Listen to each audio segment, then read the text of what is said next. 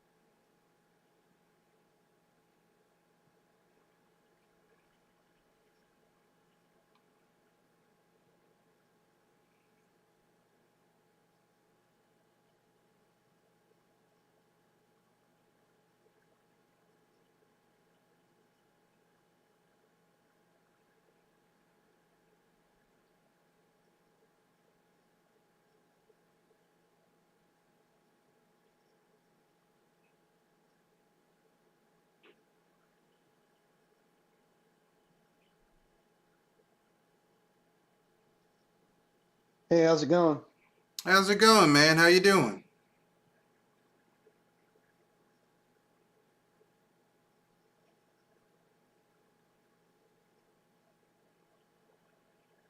What you been doing? Not too much, just trying to get better. Yeah, yesterday I was the reason I canceled is because I wanted to get started on something. Plus, I wasn't feeling very well. I Mm-hmm. was kind of sleep, try to get better. Yeah, it's that time of the year again. Somebody's passing something around. Yeah, yeah. I mean, did you take your COVID test to make sure it wasn't COVID? Nah, it wasn't COVID. Wasn't the Just Rona, nah, the just an flu? annoying cold. Yeah, just kind of an annoying cold. Yeah, I caught the flu cold in January. I had to take 2 days off of work. I was like, do not, I'm not feeling it. And it wasn't like back to back. It's like the first day I was sick, I I just stayed in bed all day. So the next day I took a lot of Dayquil and I was feeling fine at work.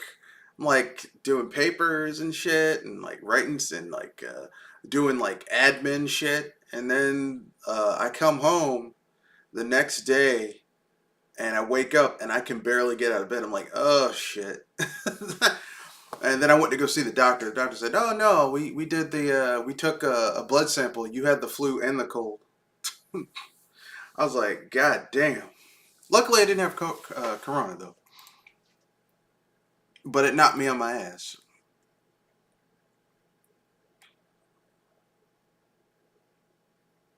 Yeah, well, that's good. Yeah.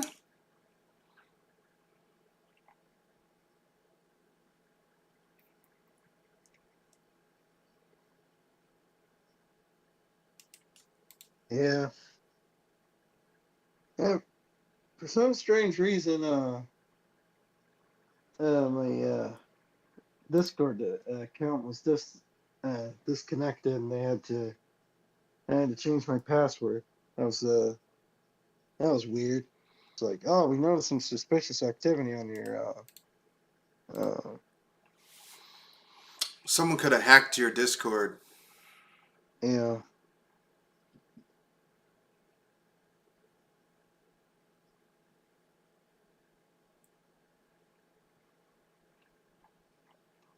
but it's always like that. yeah.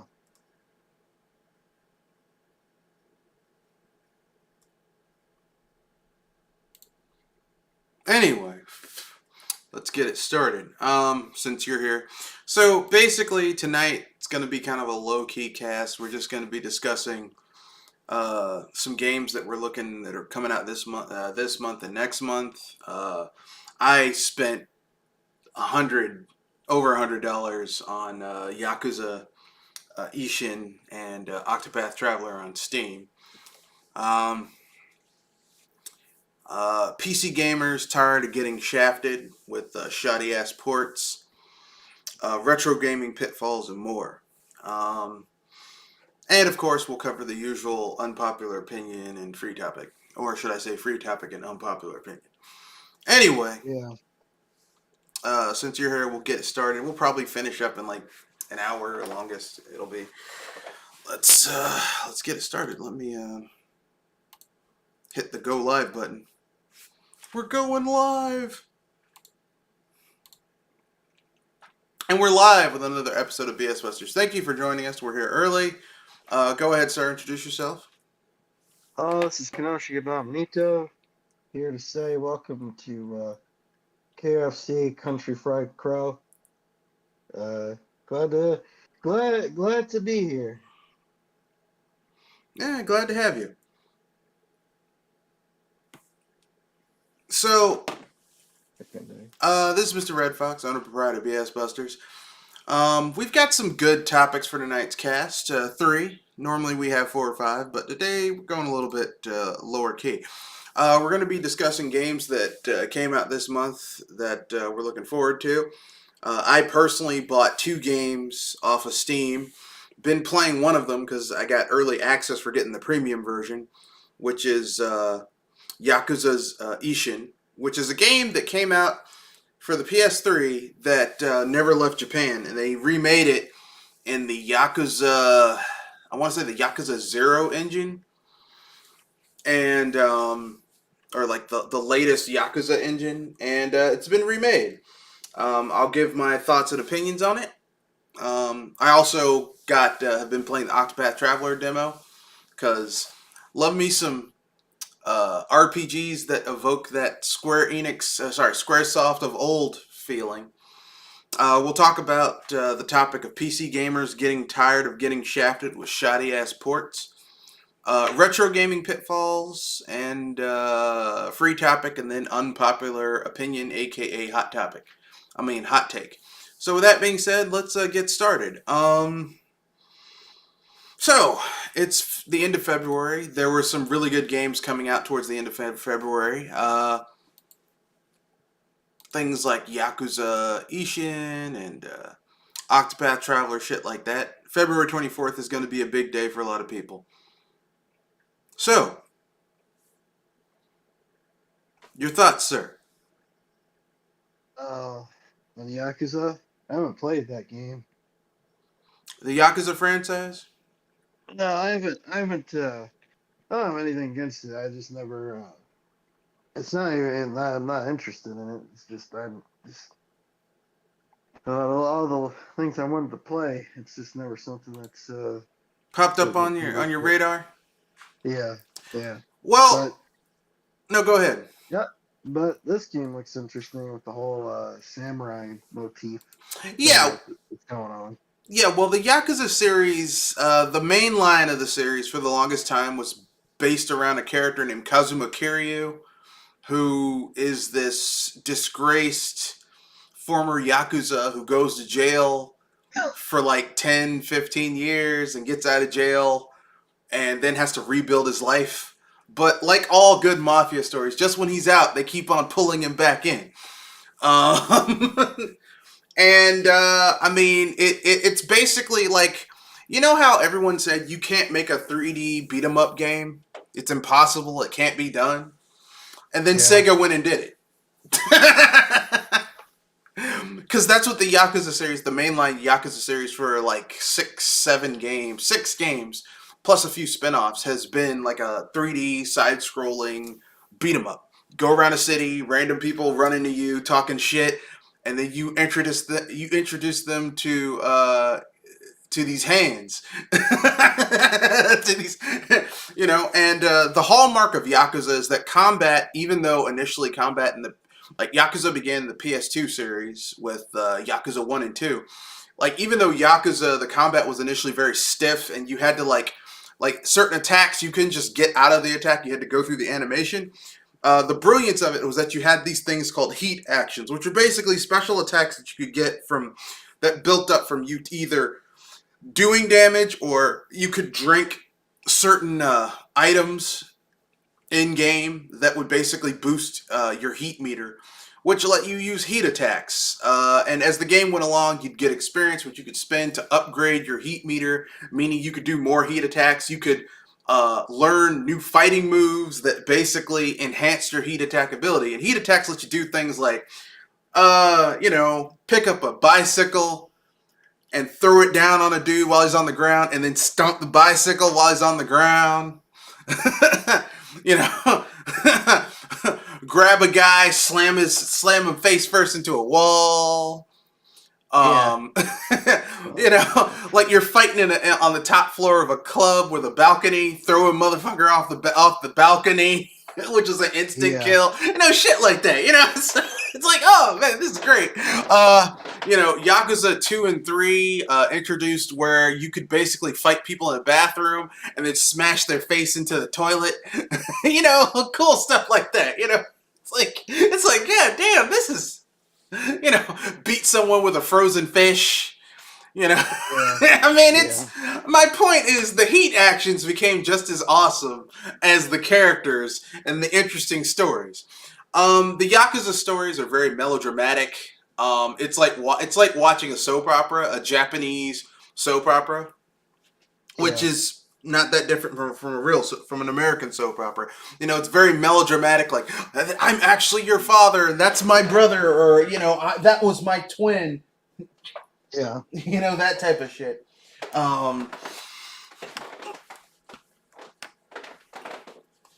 But the cool thing about Yakuza, the thing that makes it into a very interesting franchise, is that this franchise has always they have, at least in Japan, they have never been afraid to take chances with the IP.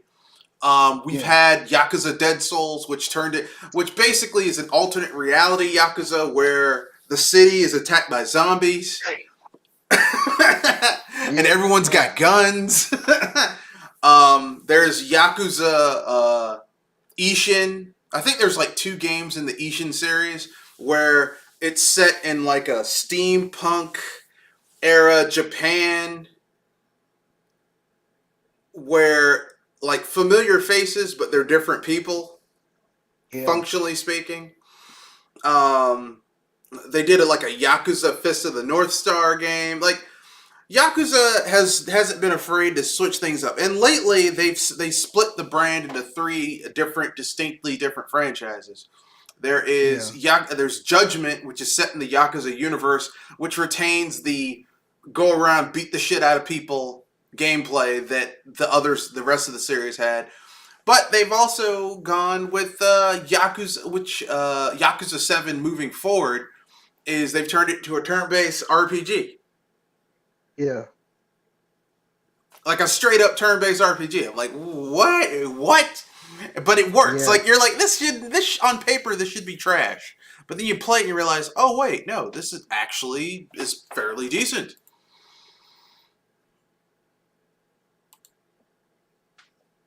Yakuza Like a Dragon, isn't that? Yep. Yakuza 7, aka Like a Dragon, is based like originally it began as an April Fool's joke. They're like, yeah, the next Yakuza it's going to be a turn-based RPG because like the other 6 games are just 3D beat 'em ups. Like that was a hallmark of the series was the heat actions. Like, hey, I'm gonna grab this lighter, this specialty lighter, and then I'm gonna burn this guy's face, or I'm gonna take this hot iron and turn it on and burn this guy's face with it. Shit like that. And now they turned it to just a straight up RPG with summons. The summons summon other characters from the Yakuza series. Wow, that's funny.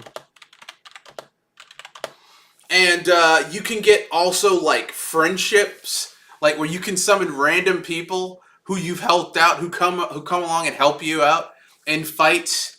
So it's just like,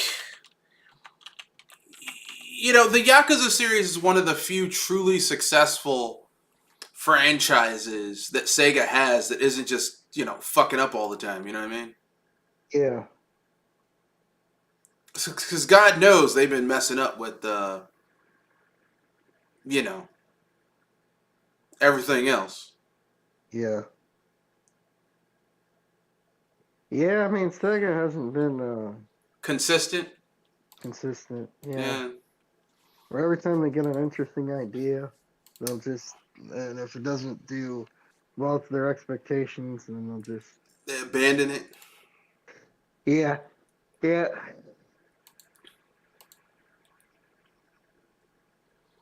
like, it's not doing gangbusters. To hell with it. I'm like, you gotta give it. Yeah, you gotta give it longer than a week. You gotta be a little bit more.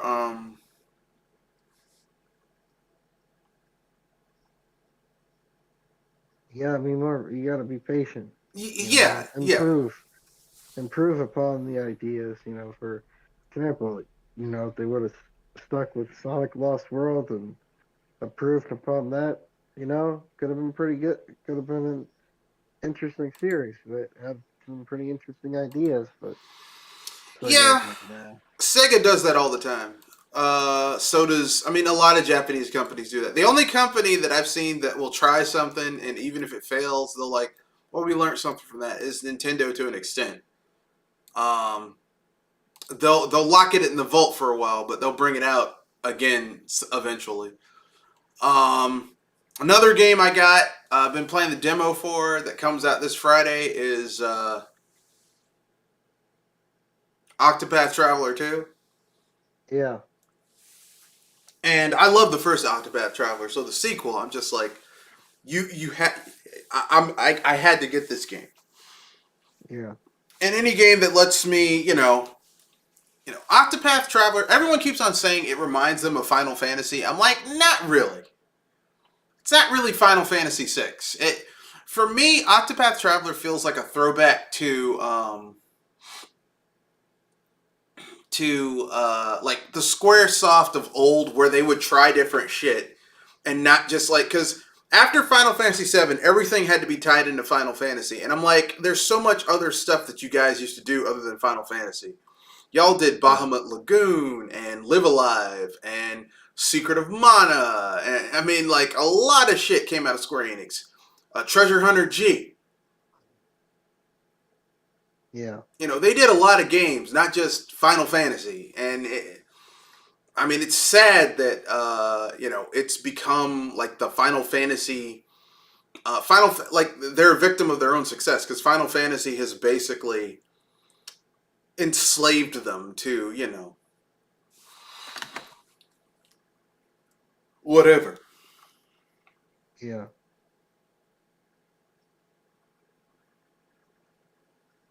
Yeah.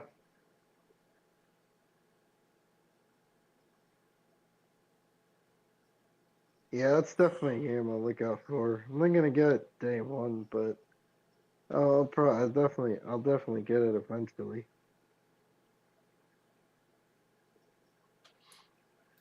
Yeah, I had a choice. I could either get it on the Switch, but I know I'm probably going to play this game with a trainer.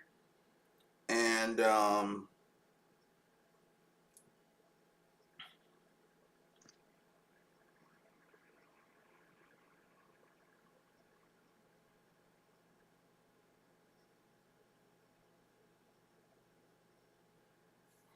I mean, let's keep it 100% honest here. Uh, the Switch, the Switch can run this game, but I'd rather play it on PC where I Yeah. can cheat. I'm just keeping it Yeah. real. I can cheat. I can use cheats to enjoy the game with extra money and a higher JP job point accrual rate, shit like that. Anyway, Yeah. that's my opinion, and I'm sticking to it. Next, so are there any games in February that came out you're looking for? I mean, obviously you got Hogwarts Legacy, but I got it too. I thought it was okay. Um. Yeah, I think it's for me. Thought it was pretty good for for a What it company is? that yeah for a company that just was known for making throwaway games. They had history with Hogwarts Legacy, not Hogwarts Legacy, but like their claim to fame is Disney Infinity and Toy Story 3. I mean, those they weren't Yeah, making that's anything. not a yeah that's really Yeah, not a that's a very low bar. yeah, yeah. It's like you've So made now. To be fair, I haven't made any games commercially. I've made RPG Maker games, so I can't really talk. But but as a the fact that gamer, I'm like, I really don't give a shit about Disney Infinity or what was the other one? Toy Toy Story Story 3. 3. Yeah, I don't give a shit about either of those those Yeah, games. so the fact that they were able to make this game and impress people is pretty astounding. But there must have been a lot of restructuring and whatnot. But I've also been playing the Metroid Prime remastered game. Uh huh. Um, You yeah, splurged. You splurged for yeah, that. yeah. And the thing about that game is like, you play it, you just realize the the risk the risk factor of it, the like taking Metroid in the 3D. Not only that, but putting it in first person. Yeah, at the end of the day, it's just essentially Super Metroid with the 3D first person, but my opinion, it's still pretty good. Oh And yeah, yeah, it is pretty good. But my only problem flaw with that game is what you just said. It's just Super Metroid in the third person.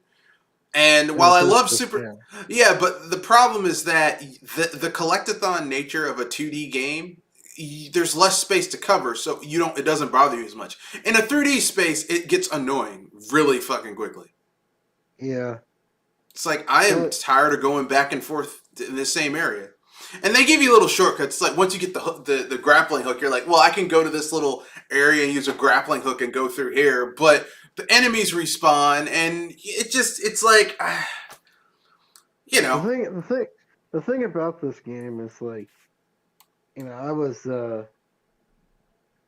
I played it a while back, and then I just stopped playing it for some reason. But like, and you play enough Metroid games, everything just feels obvious. Like, it's like this is a game I haven't played in probably about 10 years, and I but kind of after a okay, few that minutes, everything starts to click again. You're click. like, oh yeah, Yeah, I remember where all this stuff is at. yeah, yeah, and how to use the map. It's like there's something in this room. Clearly, that wall that's got a crack in it.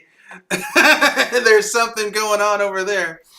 Yeah, Yeah, it just says something about your game when you can go back, play it once, and then go back a decade later, and it just you everything comes can, together again.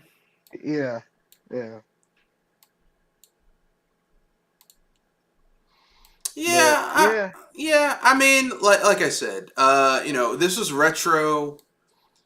Retro makes really good games. I'm not saying they don't. What I will say is, um, like of the retro Metroid Prime trilogy, I think the first game is the weakest. yeah, I can see that. It is the Um, first game in the yeah, it's the trilogy. first game. They refined it with each iteration of the series. Like Metroid Prime 2 is much better than the first game. Yeah, Although, I mean, here's what the 3D games show that, here's what Metroid Prime shows that the 2D games don't. Samus is not a hero. She is fucking crazy. yeah, Like, she is not, like, I remember reading this thing where they said Retro found out that Nintendo doesn't exactly know what a bounty hunter is. And it makes sense because they're like, she's an adventurer. I'm like, no, the bitch is crazy. I mean, it Because makes she, sense. Their parents were killed by Ridley, and she's been out in space, pretty much isolated yeah, on she her was own for a raised while. by crazy space aliens. I understand it, but Yeah, my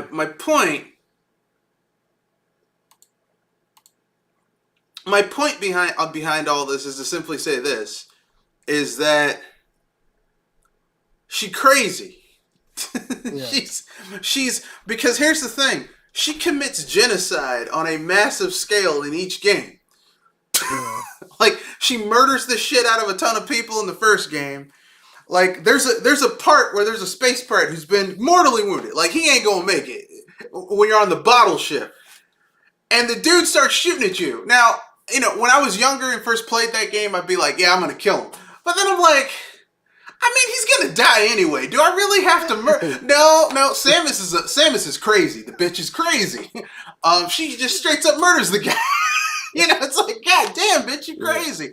And here's the yeah, thing: she does this shit for free. It's not like if she was a bounty hunter, she's like, look, you gotta pay me to go. She's like, no, no, look. Killing space pirates makes my dick hard. It's like, but aren't you a woman? That's the point. It's like I don't get what you're saying, Samus. Um, yeah. So Metroid Prime is just. I mean, listen. I like the game, but damn, I like the franchise. Don't get it twisted. I do like the franchise, but goddamn, Samus is a problematic. She's a problematic character.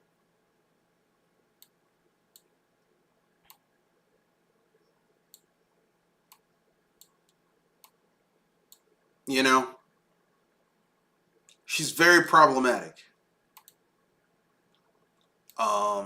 But anyway, that's just my own personal opinion. I could be wrong.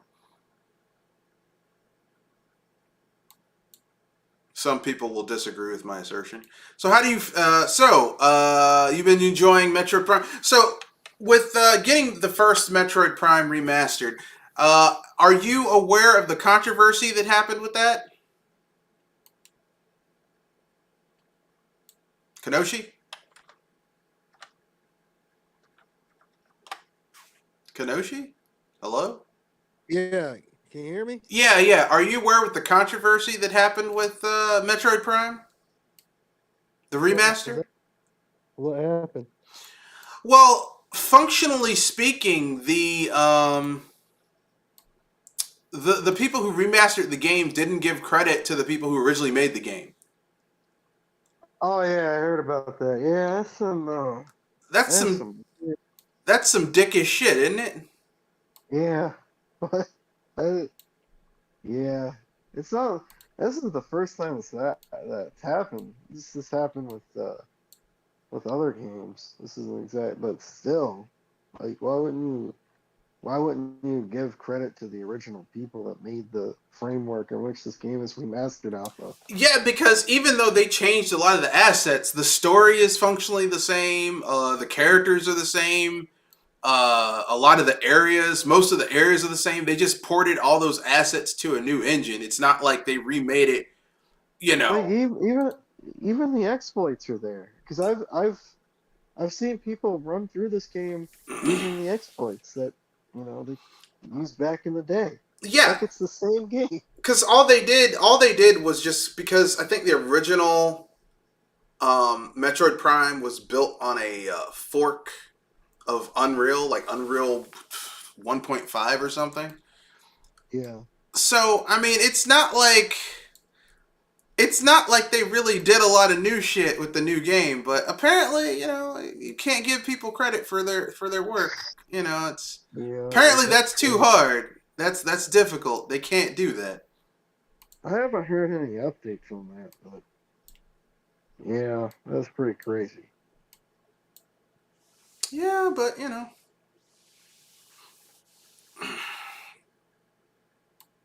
I'm just like y'all couldn't be bothered to just give someone credit for their work. That Yeah, was that was too much. yeah, I'm like I fail to see how that was difficult. yeah.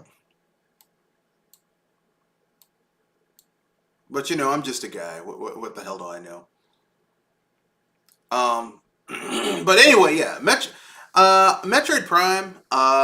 Like I like the franchise. I like that game. I'm not the biggest fan of the first Metroid Prime. Yeah. Like I played it. I recognize it for its importance, but I'm like, this isn't really that good. I mean, I hate to say that. It's not like, oh my god, it's the best shit ever. It's like, it's okay. I think Echoes is much better. Yeah.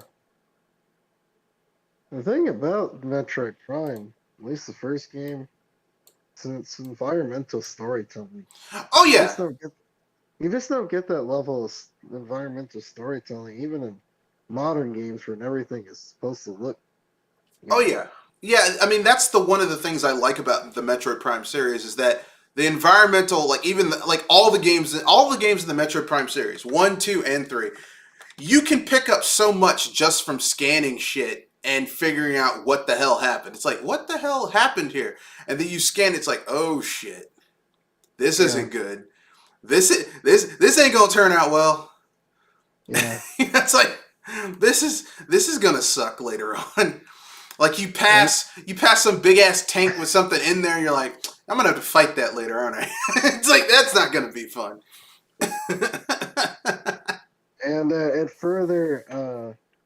and further in playing Metroid Prime, it further encapsulates my argument about Doom 2016.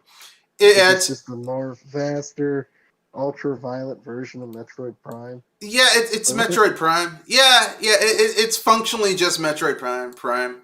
I don't know and why people like. Oh no, like, come on, man. Who you I mean, bullshit? I mean, you have the 3D maps, you have the, you know, just some of the way the levels are What designed. you enter an Um, area, a big ass open room, and you're like, oh, there's just one thing in here. I don't have to do shit. And then the door locks behind you. You're like, fuck, I'm gonna have to kill yeah, things that come in here, right?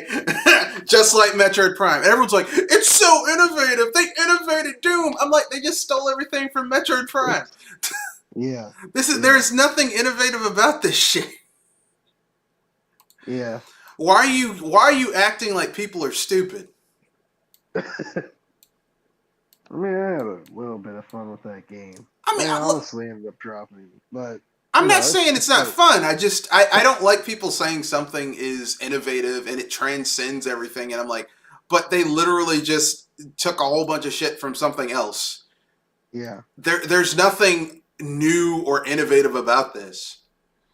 yeah,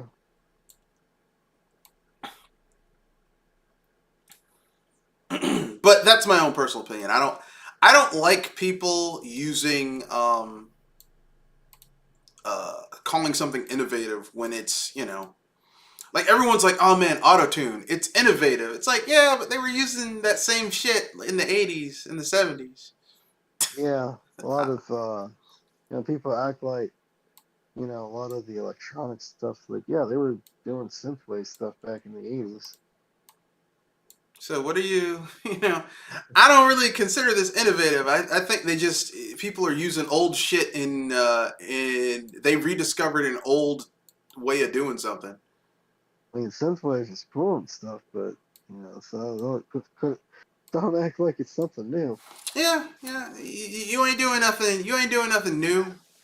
Ain't nothing Yeah, new or interesting going on here. It's the same shit they've been doing for years. yeah, But hey, what do I know? I'm just a guy. Anyway, Metroid Prime. So I'm looking forward to the sequel. If they ever if Nintendo ever gets their head out of their asses and does Metroid Prime 2, sorry, and 3, yeah, because they're just leaving money on the table if they just leave it there. It's like, we don't really want it. It's like, come on, man. yeah. And why wouldn't you just put the whole trilogy out? Why just like one game? That's what's weird to me. It's like y'all don't like money. What's wrong with you? You don't like money? Yeah. They could have put the whole damn trilogy out for like they could have put the whole trilogy 60, out for like what? $60, I something would say like that. 70. 70, yeah, If they put out yeah, a physical version like they did with because for the Steelbook for the Wii version, it was like $60, but it comes with a lot of extra shit, like a yeah. soundtrack and some other shit. I'm like, why are y'all just like sitting there doing nothing? That's what gets me. I'm like, why are you just sitting there? I don't understand that, but that's my own I mean, personal opinion. these companies love leaving money on the table. You know, Sony's the same way. It's like, why you just why didn't you fight harder to get more license for their PlayStation Mini console, even their subscription service, like Yeah, but that. that takes money and someone who gives a shit. And Sony don't have a lot. Sony, any money that they make off of their lower level consoles, they have to put into. They have to spread that out to the other aspects of their business that are losing money, so they can't afford it. Yeah, So they're like, how about we don't yeah, say we did, but don't, so that we don't have to spend yeah, all that money because we're cheap. yeah. But hey, go buy a PlayStation controller. You can't get a PlayStation, but you get a PlayStation controller. Yeah. I'm like, what type of bullshit is this? But I can't get a PlayStation. Well, get a controller. Don't ask questions. Anyway, um,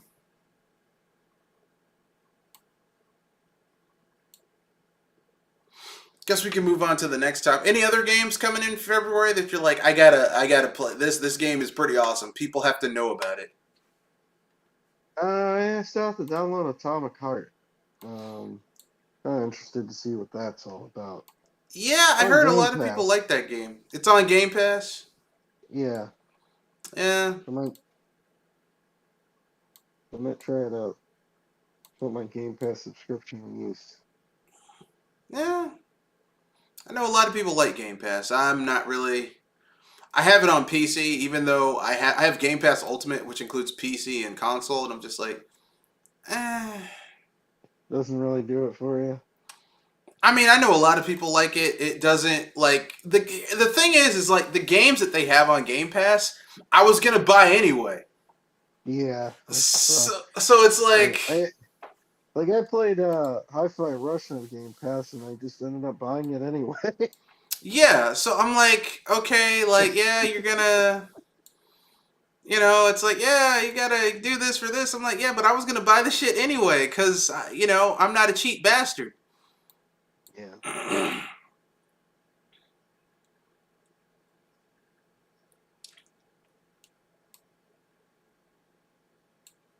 People just be Uh, weird.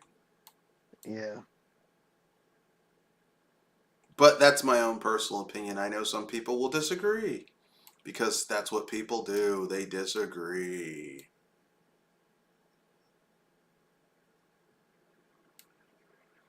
Other than that, that's it. I Well, mean, these last um, couple of months have been pretty loaded with games. oh yeah, yeah. Anyone who's like, oh, I got nothing to play. There's nothing coming out. What closet have you been living in? Yeah. There's tons of shit to play. Like a god awful amount of stuff to play. There's no excuse for someone saying I got nothing to play. Well, that's your fault. Yeah.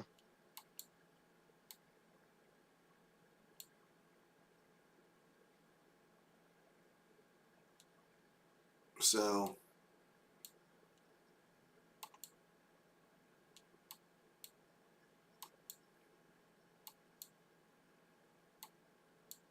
but that's my own personal opinion. Some people will disagree with me. Um. Anyway, let's keep it moving. So speaking of PC players, there's an article here that says PC gamers are getting tired of one shitty port after another.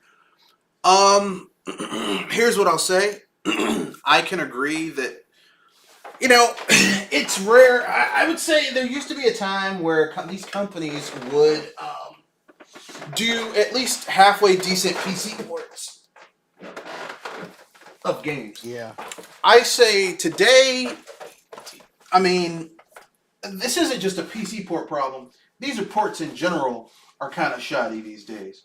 Case in point, Tales of Symphonia. They Oh did. yeah. They remastered this game. I'm using remastered loosely. If I had my camera on, you'd see me giving an eye-rolling air quote. They remastered this game, and not only is it a shitty remaster, but it's a remaster of the worst port of this game. It is, yeah. It's and I understand why they keep remastering the PS2 version because it has all the extra stuff that the GameCube didn't have. But at the same time, you couldn't have made it better. You couldn't have you know uh optimized the game better. Make it See, 60 see, FPS. Here's the thing, man. See, you're asking Namco Bandai to do something that's good and Yeah, wholesome. Why would they do that? They have no incentive to do that. yeah. Well, how dare you, sir? Ask them to do something wholesome and decent. What's wrong with you?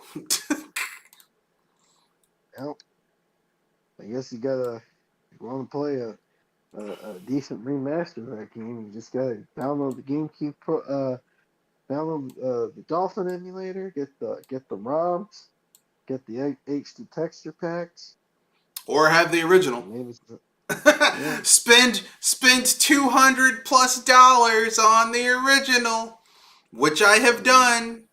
Because it's Yeah. physical media, which means every time you play it on a console, it's slowly destroying the media. But Yeah. I've done it. Yeah. That's the problem. That's the problem with the discs, as they start to lose integrity over time. So when I hear people say, "Oh no, it's not that bad," I'm like, "Yeah, it is that bad." But this is Namco Bandai. This is a Namco Bandai problem. Yeah. I know some people are gonna be like, "Oh no, it's not that bad." Yeah, it is. This is a Namco Bandai issue right here. Yeah. This is not a Nintendo issue. This is a Namco Bandai issue. Because all they had to do was say, "Hey, Nintendo, we will pay you X amount of dollars for the superior version of this game." And I don't think anyone like. Do you think PlayStation would have been like, "Oh no, how dare you make available the superior version of this game"? No, Yeah. that's some bullshit, man. Yeah. I mean, you figure. Yeah. Yeah. These companies are just gonna, release what's gonna make them a quick buck. Tales of Symphonia is one of those games that, when it comes to the sixth gen games, uh, sixth gen, it's, probably of the top 20 games that people talk about. Yeah, I do personally put it up there. I would say, like, what people don't know is that the GameCube had very few JRPGs, but a lot of the JRPGs that the GameCube had were really fucking good. Yeah, Like Tales of Symphonia, astonishingly good. yeah, Much better than it had any business being. Bait and Katos, much better than it had any business being. Like the yeah, GameCube was not the PS2, but the RPGs that came to the system, most of them were really good. yeah, Like it's like, oh, this should be terrible, and yet it's actually pretty good. yeah.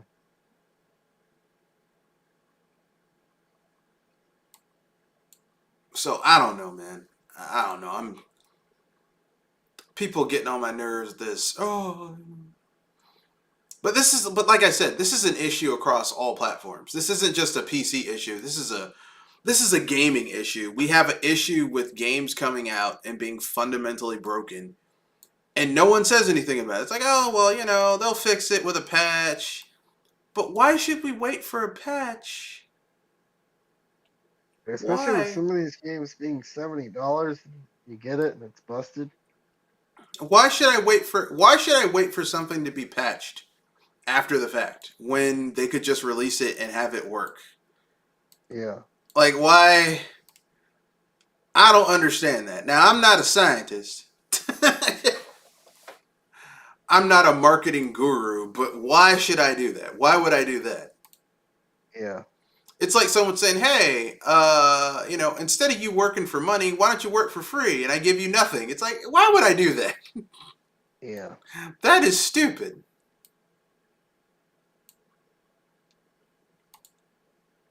yeah, exactly. But that's gaming as it is right now. Um, gaming has never been more accessible, and gaming has never had less accountability from a lot of gamers. Sadly, like a lot of Yeah, gamers they don't want to hold these people's feet to the fire. It's like, hey, you made a game. It is fundamentally broken. What are you going to do about that? Well, as long as I have fun with the game, they'll fix it later. It's like, yeah, but that attitude is why they get away with it. I think that's slowly changing now. I think we've had too many broken games come out in a row for people to just be like, well, I'm just gonna pick it up anyway, guess. They'll fix it later. They'll fix it after the fact. It's like, no. I mean, for the last 3 years, we've had at least one or two big hyped up AAA games come out completely busted. That is true. And the companies who made them were like, well, they'll fix it later. Yeah, but that doesn't help me now. Yeah. It's like one time I had to get my debit card expired, and my stupid ass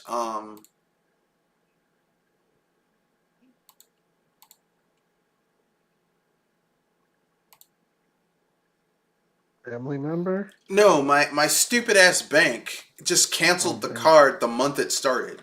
It was supposed to Oh, go out instead of like the day or the week. So basically, I had all this shit bouncing because it was tied to my debit card, just yeah. bouncing. And I call and I'm like, so what are you guys gonna do to fix this? They're like, well, you can go and take money out. It's like that doesn't solve the problem because all my shit is done electronically. What am I gonna do? Mail someone fucking cash? Yeah. What? Are you stupid? And they're like, well, you can Yeah. use a check. I don't use checks. I haven't used a check in. I graduated college in 2007. I haven't used a check since I was 17 years old when I was in pre-college. I haven't used a check. I haven't written a check in 20 years. Well, yeah.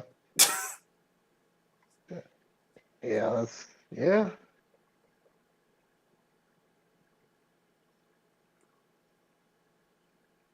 I mean, most people don't write checks anymore. Yeah, man, why don't you write a check? No, fuck off. What is this, 1995? Next, you'll tell me I should write a check. While also, should I write a check while wearing my members only jacket? Listening to Tears for Fears, shout, shout, shout, let it all out. These are the things I can do without. Come on, Rick Astley. When it was not ironic to listen to, never gonna give you up, never gonna let you down, never gonna turn around and hurt you. Yeah. Yeah. Bringing it all the way back to the 80s. I mean, shit. What? I'm sorry. I mean, I was so mad, but that's basically functionally what they're giving us. It's like, oh, well, you can just do this. No, I can't. Stop Yeah. saying I can just do this. It'll be just. That's not how shit works. Oh, it's just a simple fix. No, because your parents do the same thing. Well, you can just do this. No, I can't. I can't Yeah. just do this. It's not that simple. Yeah, things just don't work things just don't work like that anymore. They didn't work like that then. Yeah, they didn't work It's like just, that. your parents have a very overly simplified view of things because, the level of complexity back then isn't the level of complexity we have now about certain things.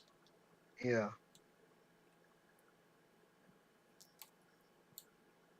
But Yep. anyway.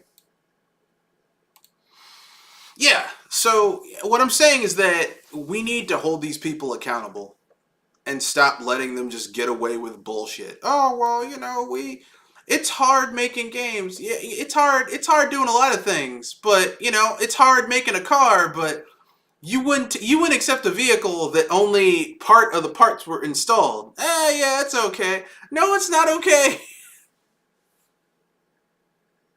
Yeah. This is unacceptable, sir. Or madam. I don't know your gender. Whatever your gender may be. Whatever you identify as. I don't want to be. We aren't. We aren't. Transphobic. We aren't. We aren't. Discriminate. We're not trying to make someone identify with something they don't feel comfortable identifying as.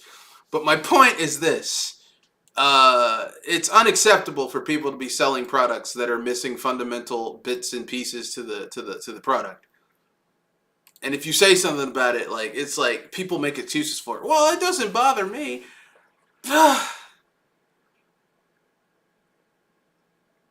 Why not? Why does it not bother you to have a product that is fundamentally flawed? Because that shit would bother me. Yeah. Hell, I get mad when I order a fast food thing and the shit's missing shit out of my order. I'm like, wait a second.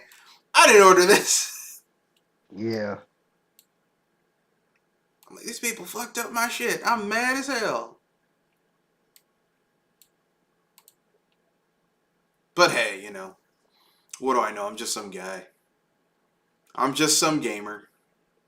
Just some guy on the internet.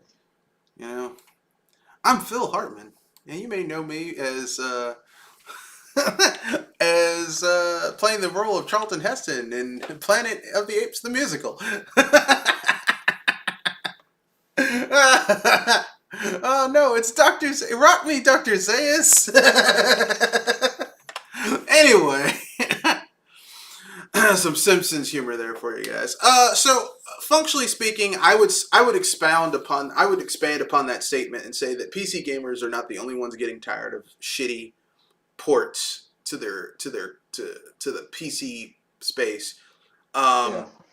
I think it's everyone's getting tired of shitty ports. Like, if you're gonna port something to, like, it's a damn shame that the older version of a game is the definitive version of that game. Yeah. That is unacceptable. All right? Yeah. But that is the case with a lot of these games. Like, the definitive version of a lot of these games is on PC. I mean, is the original version. Because they couldn't be bothered. I mean, like if you really want to enjoy GTA, you got to play the old version of GTA because the new version is shit. Yeah. Yep. Unfortunately. I mean, I knew it was going to be shit when they said it was this studio that had like 20 people. And they're like, yeah, we're going to do it all with machine learning. I'm like, oh, God. Oh, no. I was like, remember Star Wars where the guy's like, I sense a disturbance in the Force. It's like, I sense a disturbance in the Force. Like thousands of clams screaming out in terror, and then it's silenced. I'm like, here's the thing. I knew shit was bad. I didn't think it was gonna be that bad. You know what I mean? Yeah, they put it, like I keep saying, they put it through a magic machine and they realized that the magic wasn't real. It was an illusion. It was fake. It was bullshit. It was like that movie The Prestige where the guy finds out that every time this guy's been doing his disappearing act, he legitimately was creating a clone and the clone would die, or like one of the, like, either he would die and the clone would pick up where he left off. Like, it's like, oh, this isn't a magic trick. He's legitimately murdering himself. It's like, what the fuck is this shit? This is insane. Yeah. What is this? That's basically what it is. And here's the thing. Everyone knew that shit. That's why they were like, okay, we're going to make it so people can't buy the originals. Because they knew it was going to be terrible. Yeah. They were like, yeah, we're going to make sure no one can play the originals, so they won't be like, yeah, we're not going to play this. And modders were doing stuff, for free. That looked way better than what they ended up putting out. They did put some shit out. I'm not gonna lie. It was embarrassing how bad GTA that GTA game was. Like it's almost it's embarrassing. You know. Yeah. And here's the thing, they haven't fixed that game yet. Yeah. It's still fundamentally busted. Yeah, still probably a broken piece of shit. Yeah, it is still a broken piece of shit. They have not fixed that game yet. It's still like buggy, glitchy. The gameplay, like, how they have the nerve to call that shit the definitive edition when it's missing core features that exist on the PC version of that game. Because every other GTA game, starting with GTA 3 on PC and GTA 4 and GTA 5, is that you can go and add your own radio station. Yeah. You know what you can't do on the definitive edition? Add your own songs to the radio station. And yet they have, as a matter of fact, they stripped shit out of the game. Yeah. They stripped it out. Because they didn't want to buy the license. They didn't want to have to renew the licenses. Not my problem. Look, like Reggie Fils-Aimé said, that's not my... Third parties say they can't compete with Nintendo's first party games. That's not my problem. Yeah. It's not my problem. It's not my problem that, like, okay. If you want to sell someone a product, then that product needs to adhere to people's expectations. All right? Yeah. If you don't want to do that, then guess what? Don't release that product. Yeah. Very simple. Not a difficult concept. I mean, for some people, but for most people, they can figure out, oh, wait, yeah, I can't do this because of X, Y, and Z. Yeah. I remember when I saw that trailer for the first time, it's like, yeah, this looks like shit. It's like, yeah, this looks bad. This does not look like it's gonna be good. I just, and the thing is like, this is embarrassing. I'm like, then why did you guys pay more to get? Because you can't say Rockstar doesn't have the money. Yeah. You can't be like, oh no, they can't afford to fix this. Bullshit. Yeah, exactly. They could have totally afforded they could have totally afforded to fix this. They just didn't want to do it. They were like, we're going to go cheap and bring some money in. And I'm like, okay, go cheap with an indie game. Don't go cheap with the game that made Rockstar into the household name it is today. Yeah. That's like Nintendo saying, hey, we're remastering Mario 64. And we're gonna give it to a little ass studio in Japan with like 16 people, and they say they're gonna redo it in Unreal Engine 5.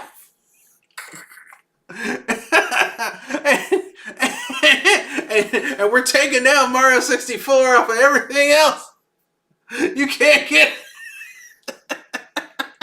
Yeah. and you and then they get it. And remember, like, one of the iconic parts of Mario 64 is the opening where you could take the little cursor and play with Mario's face. It was a hallmark to the polygon pixel power of the N64 compared to the PlayStation. Because you can't do that shit on a PlayStation.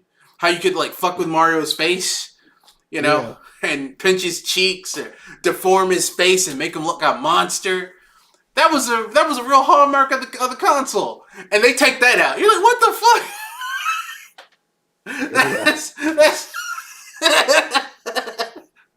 There's Mario 64's definitive Mario 64, and there's like everything's missing. You're like, what the fuck is this? He doesn't make any noises when he jumps anymore. He can't triple jump. It's like, what is this? What? How did you fuck this up so badly? And that's basically what Rockstar did with the definitive edition. I mean, it would be sad if they weren't charging people $60 for that shit. Yeah. Like, if they were charging like $20, I would have been like, well, you know, you get what you pay for. But $60. I was like, you gotta be fucking kidding me. $60 for that shit. Yeah. Oh, man. And before someone says, well, you got it, I did get it. I paid $30 for mine. I paid $30 for mine, and because I have the original trilogy on PC, and they can't take that away from me because I still have the rights to download it and play it, fuck them. Yeah. Yeah, exactly. But for those people who are like, I don't want to play GTA, I'm going to wait until they come out with a collection. Well, here you go, folks. Here's the collection. Yeah, it's pretty goddamn bad. I mean, it's...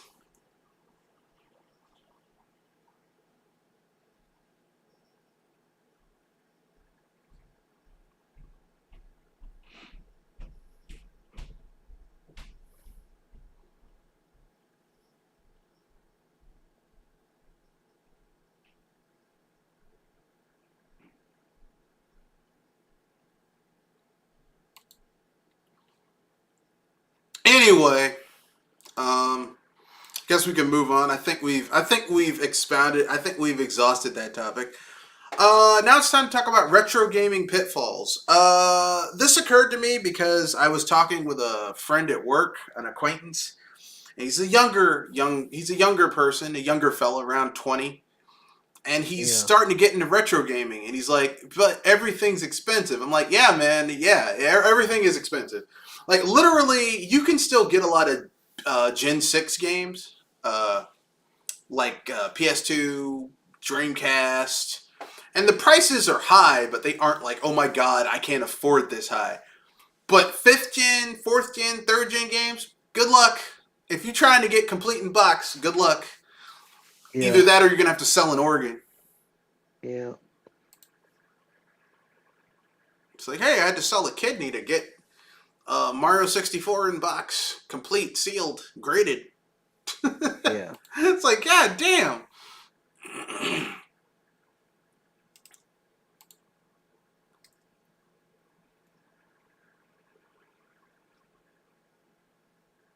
And I'll keep it crazy.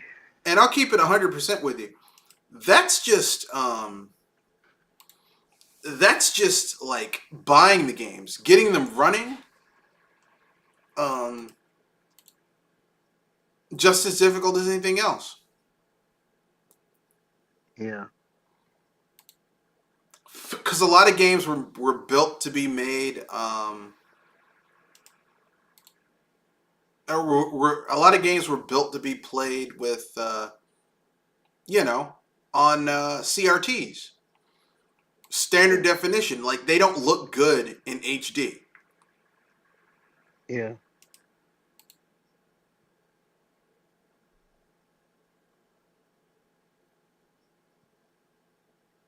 Yeah, let's see. Those games just don't hold up very well on a big HD screen. Yeah. Not to say they don't hold up, because a lot of those games still do. Like, some of the best 16-bit games still do really kind of, this is fucking amazing. Yeah. So I'm not going to say that. Like, Super Castlevania 4, still fucking amazing. I mean, if you can get a nice, like, if you don't want a CRTV, because those things are freaking big and heavy. They have hybrid. They have hybrid CRTs. I mean, they don't make them anymore, but you can still get a decent hybrid CRT. Yeah, but your next best option is like a really nice OLED TV, because it can emulate that sort of thing. Yeah. A bit better than... But some shit you don't really want to emulate. That's why, I mean, because you can go on eBay or any of the secondary, tertiary markets and get your hands on one of the hybrid CRTs that are like, they're TVs that came out that could accept a modern signal, but they also can accept and put out a standard signal.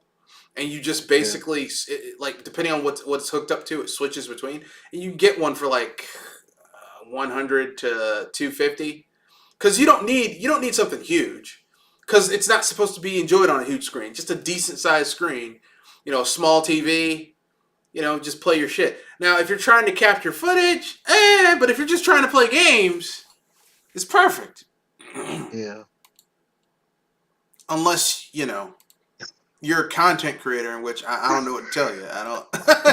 I don't know, man. You got to get one of those old fashioned capture cards that can accept a older CRT signal.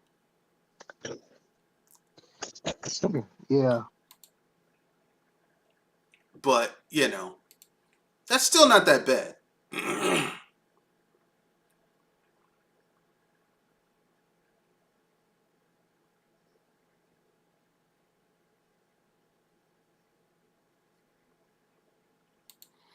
But yeah, I mean, I don't know. I mean, like for me, retro gaming, because I most of my old shit I have, and when before the prices got too high, I got extra versions of things that I knew that I really liked playing, that I knew the medium was degrading. I've gotten to the point now where I've basically backed up most of my collection digitally. Um, Both either me directly ripping it or me buying digital versions of those games as well. So I don't know what to say. Thank God for shit like the Analog Pocket, Yeah. where you can like get one of those Game Boy Advance, not Evercarts, EverDrives, put in an Yeah. SD card, and you can play as much as you want. Yeah, exactly. Which I have done, because there's a lot of games that were never brought over to America that you have to patch. You have to rip the ROM and then patch it. And, I'm not learning Japanese to play an RPG. Yeah.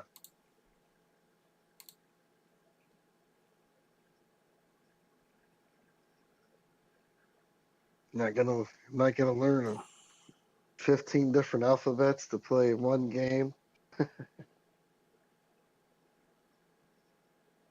Don't they have like two or three different alphabets? What? Doesn't the Japanese in Japan, don't they have like two or three different alphabets? More than that. It's like 5 or 6. Oh jeez.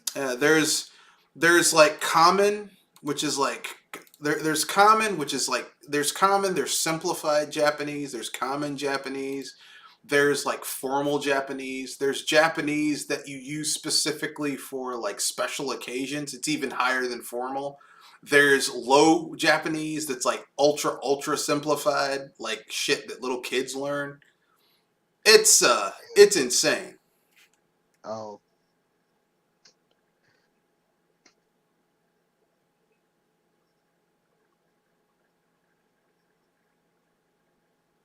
yeah, that's pretty crazy.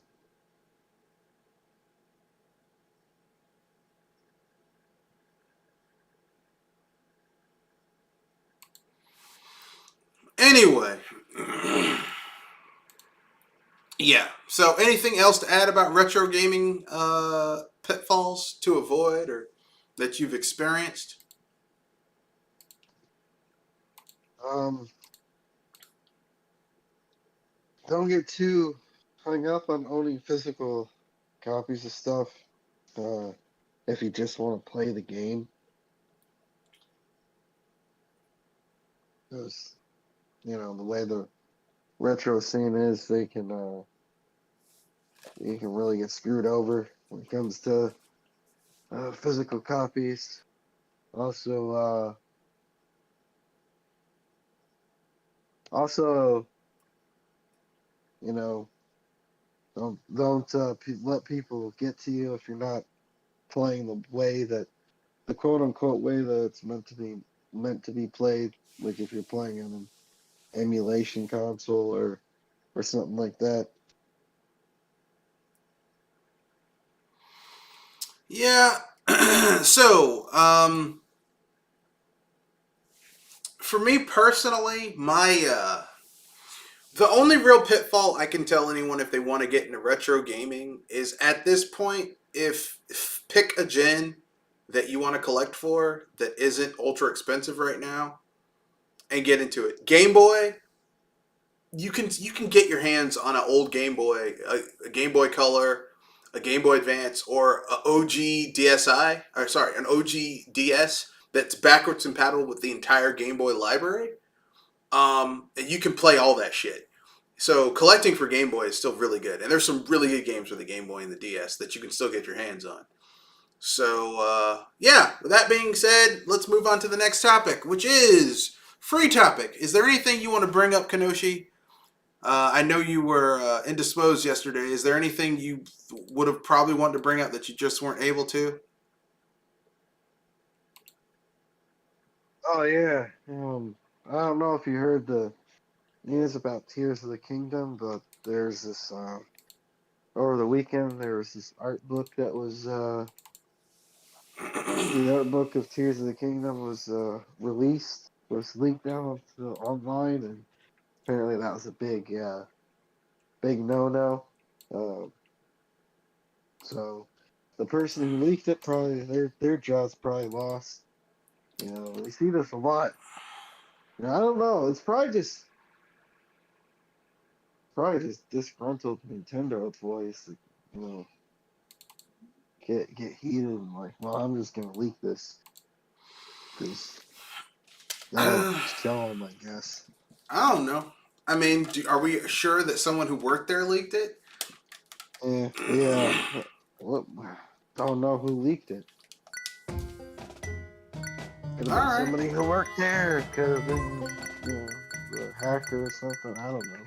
Maybe somebody, maybe somebody, maybe one of the books that fell off the truck early, and somebody decided to scan it and then put it online. I mean, it's just weird. Like, why would someone do that? But whatever. I didn't watch the leaks because I just don't care. Because I'm not. I don't really give a shit about of Tears, the sequel to Breath of the Wild, until I see more. I'm Yeah. not just gonna be like, oh, I'm gonna get it, because I did that with the first game and I was mad as hell. It's uh, like at first I'm like, this game looks amazing, and I'm like, it's okay. There's a lot of stuff missing in this game. Like the dungeons are very lackluster in Breath of the Wild. Hopefully this next game they have better dungeons, but I'm not holding out hope. Yeah. I know some people are gonna get mad when they hear that. What do you mean? I just don't. I'm not holding out hope that they're gonna have really good dungeons in the next Legend of Zelda game. Although they might. Anything is possible, but I'm not like, you know.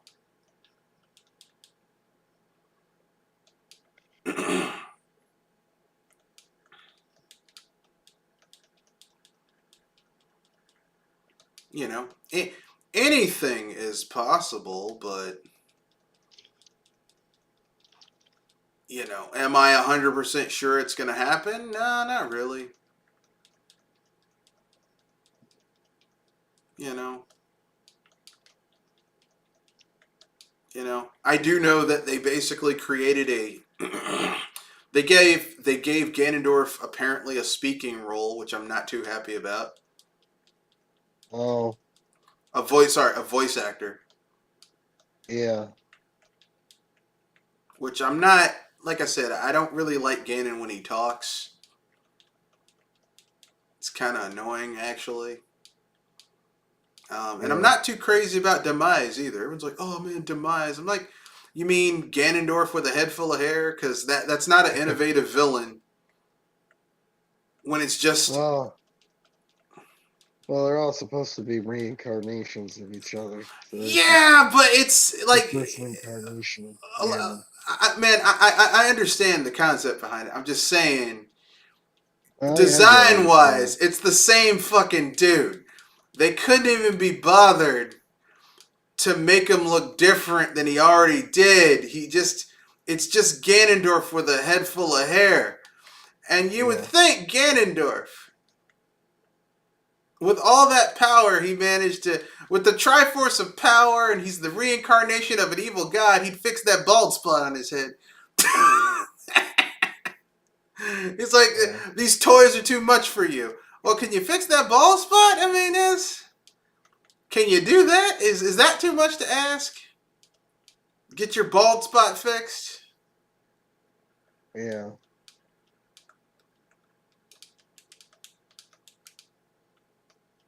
Yeah.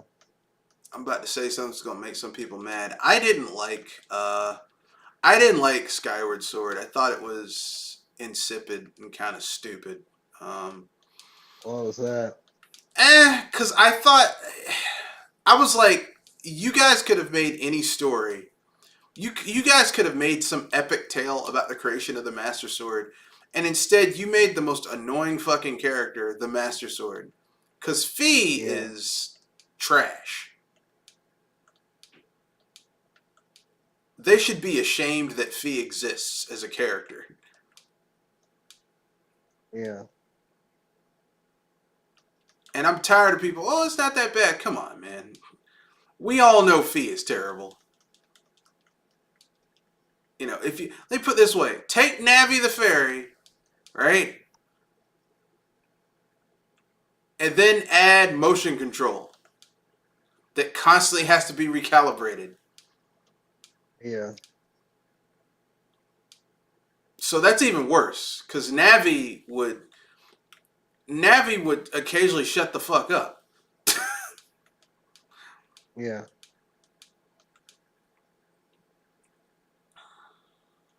But anyway.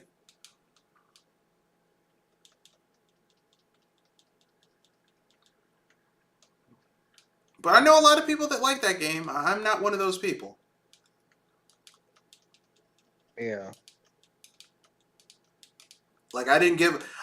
I'm one of those people that played Skyward Sword, and I was like, "Wow, this could have been amazing." But instead, it's like they spent all their time working on the motion control. It's like you give me this massive open world to explore, and it's fucking empty. Yeah.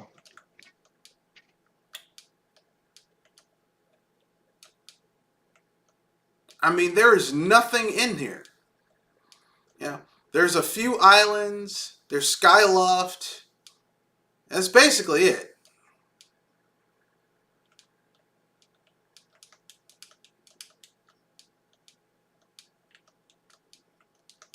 Yeah.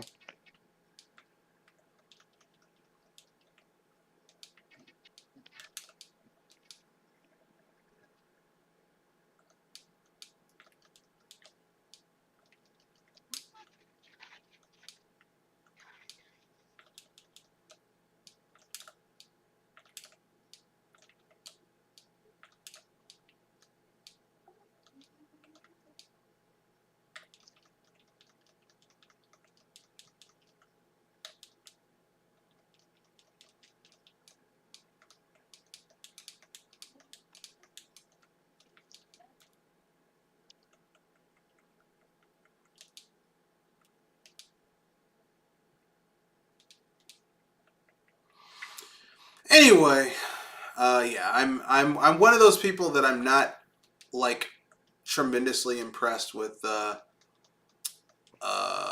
like I like some of the 3D Legend of Zeldas. I think Ocarina of Time is pretty good. I don't think it's perfect. I think it's pretty good. Um, you know, it's not terrible. You know, it's fairly Yeah. decent. Um, you know, I think Majora's Mask mechanically is a better game than Ocarina of Time. Yeah. Like, there's more shit going on. Like, I think if they were going to remaster Ocarina of Time, I think the best way to do it is to do it in the Majora's Mask engine so that being Kid Link doesn't feel like ass. Yeah. You know, it could be functionally the same game. Just make Kid Link not feel like ass. Yeah. I think that Wind Waker was underappreciated in its time. I think Wind Waker is amazing. I love Twilight Princess because it basically feels like, hey, you know how Ocarina of Time is overrated and kind of sucks? Well, here's a better Ocarina of Time. That's Twilight Princess. It's better Ocarina of Time. It's like, oh, better controls. Your alternate form doesn't suck, because Kid Link sucks in Ocarina of Time. Wolf Link in Twilight Princess is amazing. Sometimes it's preferred to be Wolf Link against certain types of enemies. Let's see. I think Skyward Sword, like I said, is very. I think Skyward Sword is overrated. I think had they not had to focus on getting that fucking motion control to work in that game, it could have been amazing. But the motion control holds it back. Yeah. Because they're like, oh, we can't actually get this other shit to work. We got to work on motion control. Oh, put stuff on this island for people to do? No, fuck that. We got to get this motion control to work. And to me, that's just annoying. Because I see so much potential. You know what I mean? Yeah.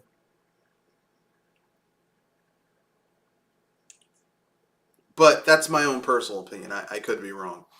And then that leads to Twilight Princess, which... I mean, that leads to Breath of the Wild, which... I think Breath of the Wild has some really good ideas, but I think that...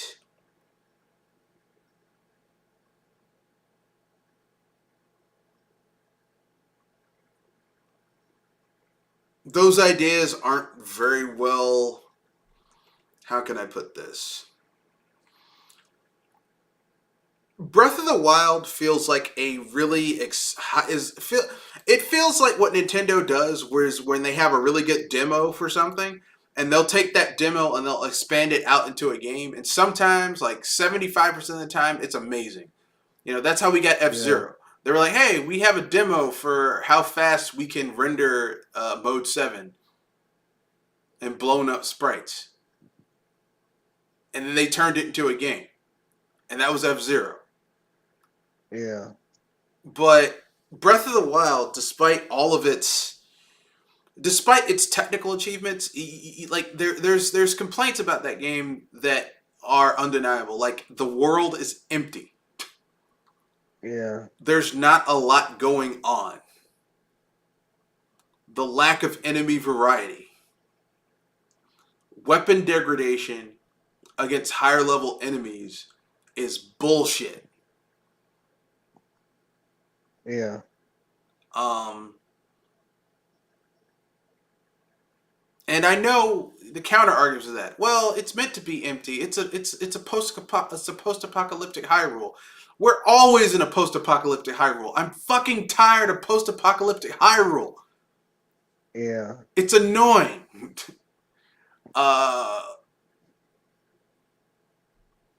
The lack of enemy variety. Come on, man. This game is gigs of bytes huge, and we couldn't come up with different types of enemies? Yeah. And, you know, oh, well, I mean, you know, it's... The third one, well, you know, it's the weapon degradation makes you go and find new weapons. No, it doesn't.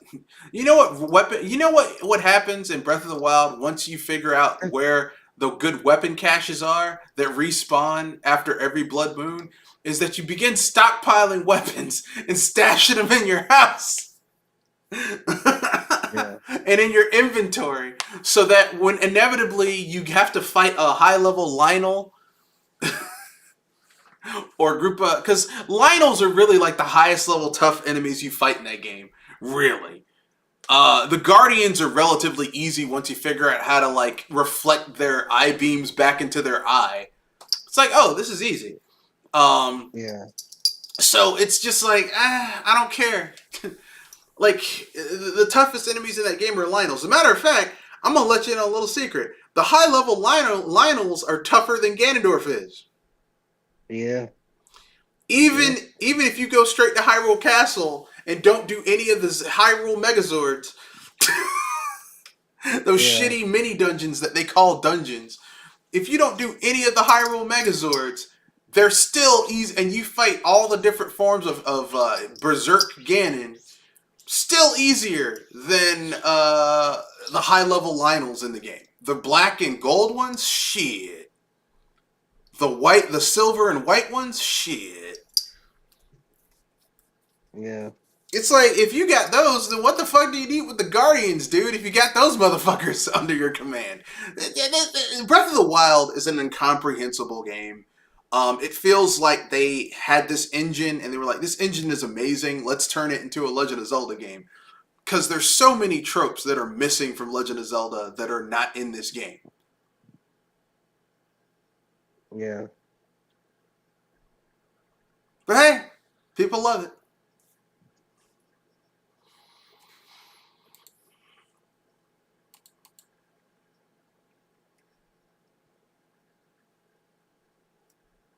Yeah.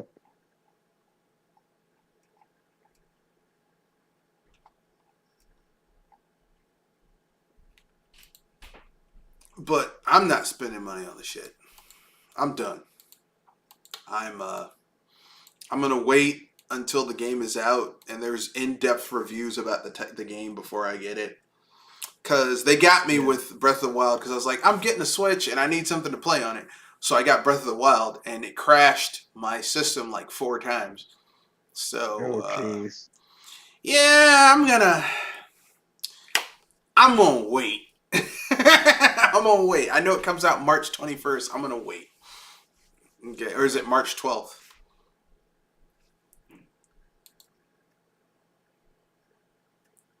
Anyway, I'm gonna wait. Anyway, so that was free topic, I think. Yeah, I think so. Yeah, so I guess we got to go with. I guess that was my unpopular opinion. I guess I rolled up my free topic was my unpopular opinion. Anything you want to wrap up until anything you want to mention before we wrap things up, sir? No, not really. No, I'm good. All right. Well, this is Mr. Red Fox, owner proprietor BS Busters. Glad to be on. For those of you who watched this live, thank you. For those of you who didn't, you're going to be watching the recording. Thank you. Remember, rate, comment, share, subscribe. We're trying to grow the channel. I'm working on some videos. Some that I had to redo because my footage was corrupted because my hard drive started to die. So I had to get a new hard drive. So that's going to be fun. Anyway, that's the end of the podcast. Rate, comment, share, subscribe. Live your life. We have one of these every week, Wednesday, 7:30 to 9 typically. But sometimes we end earlier, sometimes we end later. Anyway, that's the end. Yeah,